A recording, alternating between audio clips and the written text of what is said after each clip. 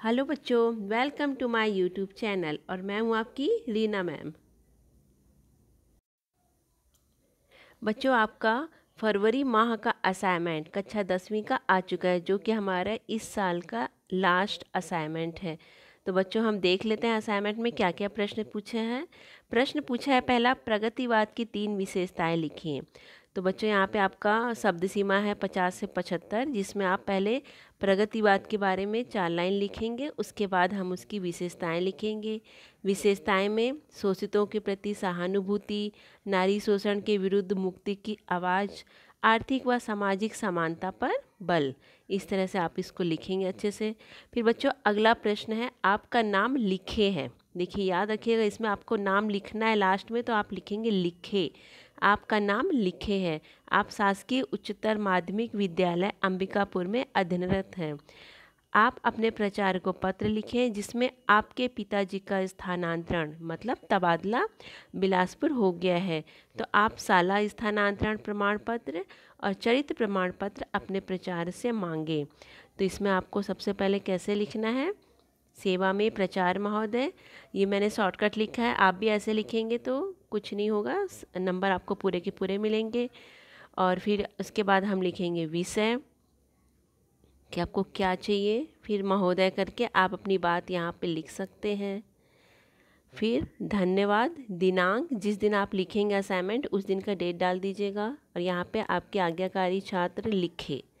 ठीक है बच्चों, इस तरह से अच्छे से आप इसको लिख लीजिएगा। फिर अगला प्रश्न आता है, दिए गए अपठित गद्यांश को ध्यानपूर्वक पढ़िए तथा गद्यांश के अंत में दिए गए प्रश्नों के उत्तर लिखिए। तो बच्चों, मैंने आपको पहले बताया था, आप पहले प्रश्नों को पढ़िएगा, उसके बाद उत्तर को लिखेंगे। उत्तर कहाँ से मिलेगा हमको? अपठित गद्यांश से ही मिल जाएगा। जैसे इसमें मैंने डैश डैश कर दिया है, इतना लंबा आपको भी लिखने की ज़रूरत नहीं है, आप भी डैश डैश कर सकते हैं। इसके बाद इसमें पहला प्रश्न पूछा, उपयुक्त गद्यांश का उचित शीर्षक। तो इसको आप पढ़ेंगे तो आपको समझ में आ जाएगा कि अनुशासन है इसका। फिर प्रश्न नंबर 2 है, सर्वोत्तम और अनुशासन शब्दों का संधि विच्छेद कीजिए। तो सर्वोत्तम का हो जाएगा सर्वधन उत्तम, अनुशासन का अनुधन शासन। ये हमारा हो गया संधि विच्छेद। अगला प्रश्न पूछा है, अनुशासन क्या है। तो आपको पहले उसी में से आप पढ़ोगे तो आपको ये आराम से मिल जाएगा कि अनुशासन क्या है और इसका सबसे अच्छा रूप क्या है, आत्मानुशासन। तो इसको आप अच्छे से लिख लीजिएगा। फिर अगला प्रश्न पूछा है, अनुशासित व्यक्ति की 2 विशेषताएं लिखिए।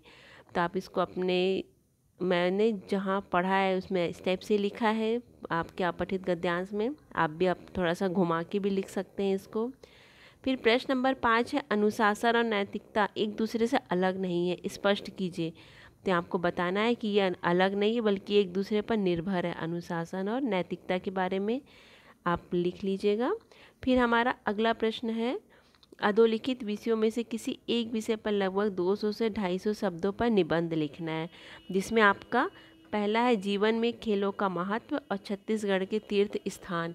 तो बच्चों, जीवन में खेलों का महत्व आप पहले भी पढ़ चुके होंगे ये निबंध, जिसमें आप अच्छे से पहले प्रस्तावना लिखेंगे।